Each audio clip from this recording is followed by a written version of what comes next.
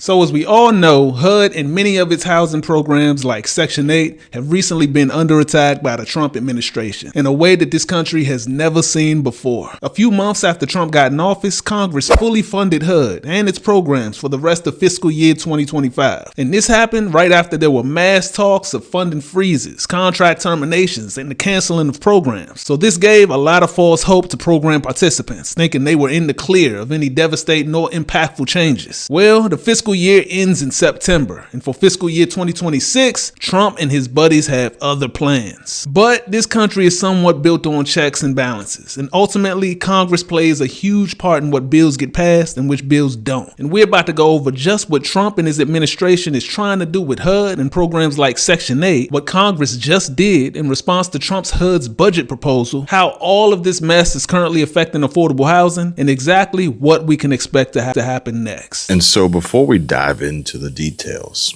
I want to hear from you. I know a lot of you might be navigating these housing programs or know someone who is, and your stories matter. Are you low income or utilizing HUD programs like Section 8?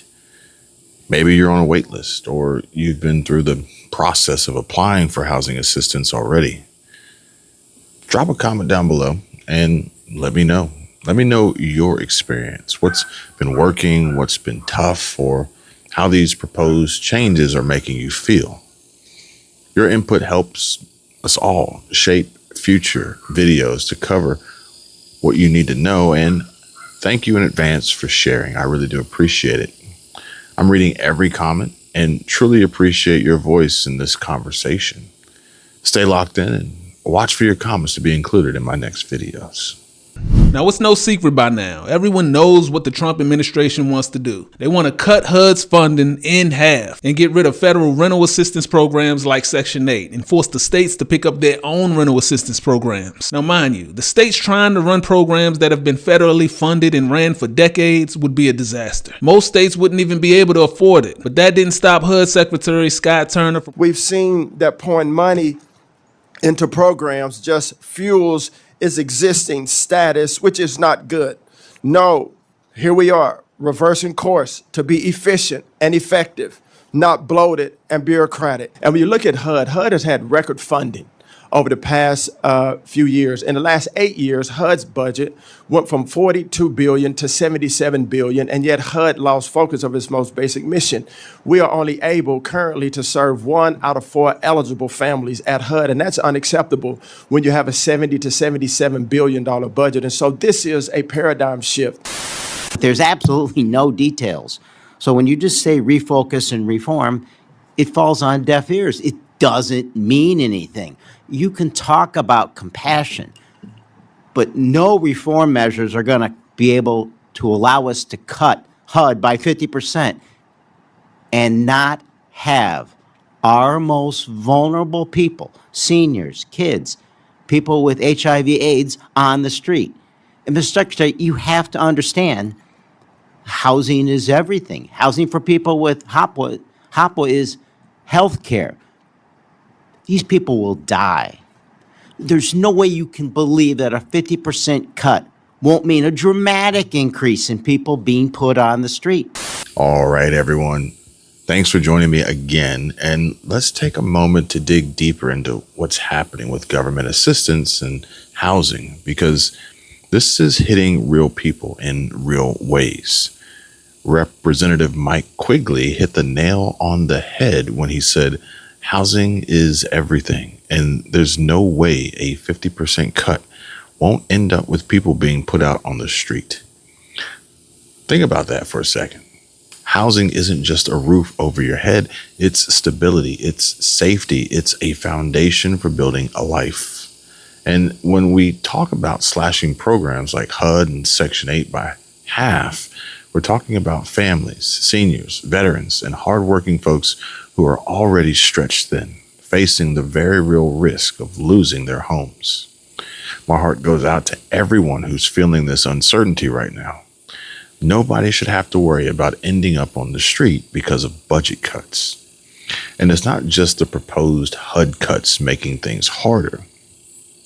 Today's Federal Reserve FOMC meeting and hammer drop from Fed Chair Jerome Powell announced they're keeping interest rates unchanged at 4.25% to 4.5% for the fifth straight time. This hasn't happened since 1993. That's over 3 decades ago, coming out of a George W. presidency and Bush passing the torch or baton on to Bill Clinton. But why are rates remaining unchanged? Well, it could be because Powell's betting on high inflation driven by President Trump's tariffs. He's worried that tariffs will spike prices, and he's telling everyone he's holding rates steady to keep the economy from overheating. But here's the thing. If Powell's wrong and these tariffs don't cause the kind of persistent inflation he's expecting, this whole wait and see approach could be a disaster.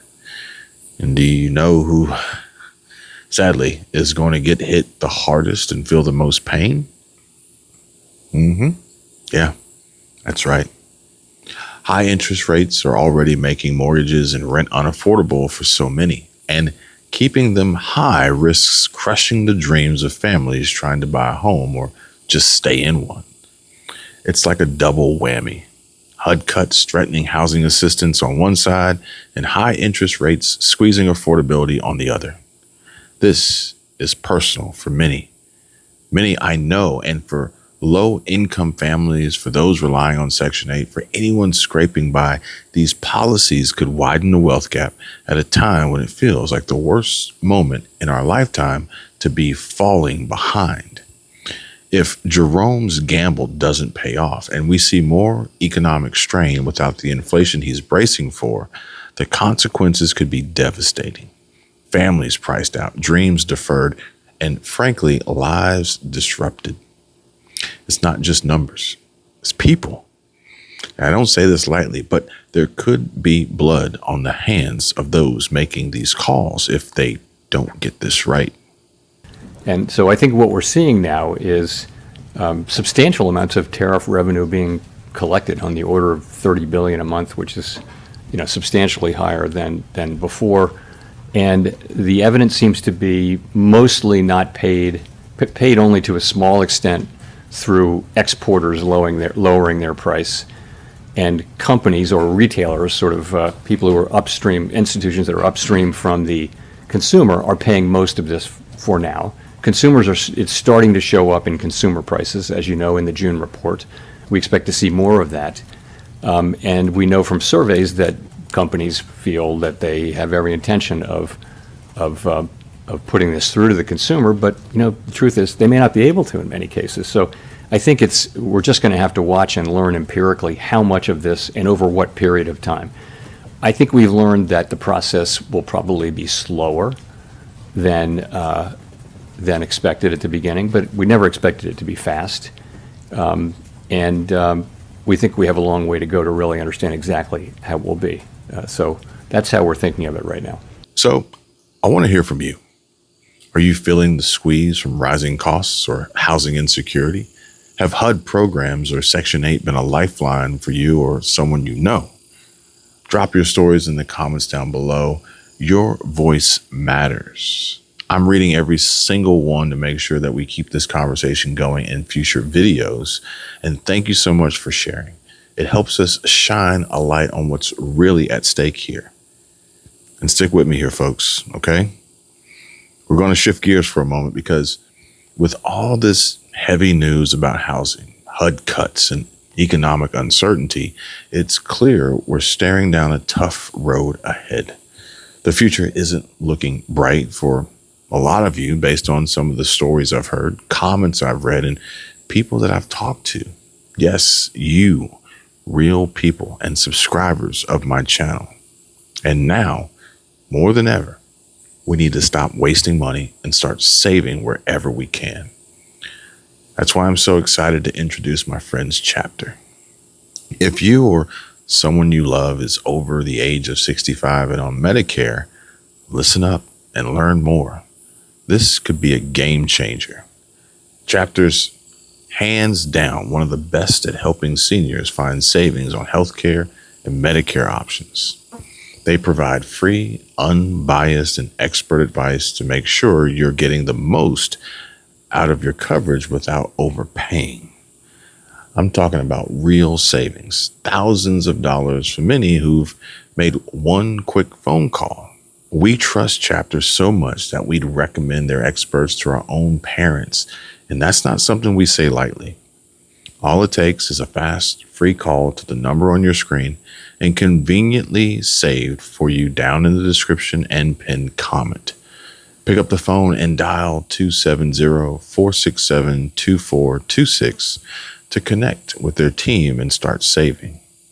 Join countless others who've already cut their healthcare costs and gained some much needed peace of mind. Thank you all for watching and for taking advantage of the money savings. I'm working on more housing market videos, government assistance, housing assistance, and other entitlement and handout programs run by the government, as well as the huge impact the tsunami in Hawaii could have on the poor people trying to evacuate the island and just so happen aren't billionaires like Oprah Winfrey. Talk about a housing crunch, nightmare, and people being put out on the streets after the threat of the warning sirens began blaring. And based on the earthquake's origin and where the tsunami occurred, we can all safely agree that the earth isn't flat. Don't miss it. Coming up next. And you're going to want to watch this video right here because it covers the latest breaking news. And from the feedback I've received from it so far, this video might just go viral. Well, that is if YouTube doesn't take it down.